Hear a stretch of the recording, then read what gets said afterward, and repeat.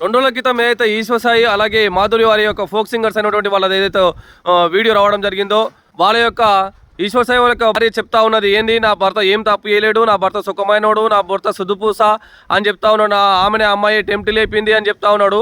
ఆ అమ్మాయి కూడా ఎంతో ఫాలోయింగ్ ఉంది. పడాలనుకుంటే ఏ అబ్బాయి కూడా పడుతుండే, నీ ఓడు నీకు భార్య ఉన్నది, నాకు భార్య ఉన్నది, నాకు పిల్లగాడు ఉన్నాడు, నేను ఈ తప్పు చేయలేను అని సిగ్గు లేదా వాడికి చిన్న పిల్లగాడు పాలు చెప్తున్నాడు నీ మొగుడు.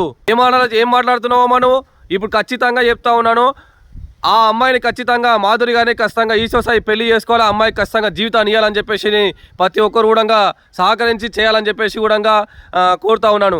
ఇంకోటి ఏంటంటే ఖచ్చితంగా అమ్మాయిలకు క్లియర్ చెప్తాను, ఫోక్స్ వైపు ఎవరైతే వెళ్తా ఉన్నారో, డ్యాన్స్ వైపు ఎవరైతే వెళ్తా ఉన్నారో వాళ్ళందరికీ కూడా మీరు వాళ్ళందరి జీవితాలలో కూడా మన్ను పోసినట్టు చేసేవారు మీరు ఇద్దరు కూడా కలిసి. ఎందుకంటే ఇప్పుడిప్పుడే కొంతవరకే చాలామంది ఒక్కొక్క డ్యాన్స్ పర్ఫార్మెన్స్ చేసే వాళ్ళకి ఒక్కొక్క సాంగ్లో అవకాశం వస్తుందని చెప్పేసి వెళ్దామని ఎవరైతే చేస్తూ ఉన్నారో వాళ్ళ పొట్టమే కొట్టినట్టు అయిపోయింది. ఎందుకంటే ఏ తల్లిదండ్రికైనా సరే ఒక అమ్మాయి జీవితం మంచి ఉండాలని కోరుకుంటా తప్పితే నాశనం చేయాలని కోరుకోరు. కాబట్టి ఖచ్చితంగా మీరు అమ్మాయిలను క్లియర్గా చెప్తా ఉన్నాను, ఎటువంటి తప్పు విషయంలో కూడా ఖచ్చితంగా మీరు 1-2 సార్లు ఆలోచన చేసుకొని మీ ముందుకు వెళ్ళండి.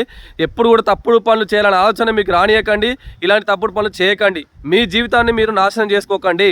నేను క్లియర్ చెప్తా ఉన్నాను, మధు గారిని ఖచ్చితంగా ఈశ్వర్ సాయి గారు పెళ్లి చేసుకోవాలి, అమ్మాయికి లైఫ్ ఇవ్వాలని చెప్పేసి కోరుతున్నాను.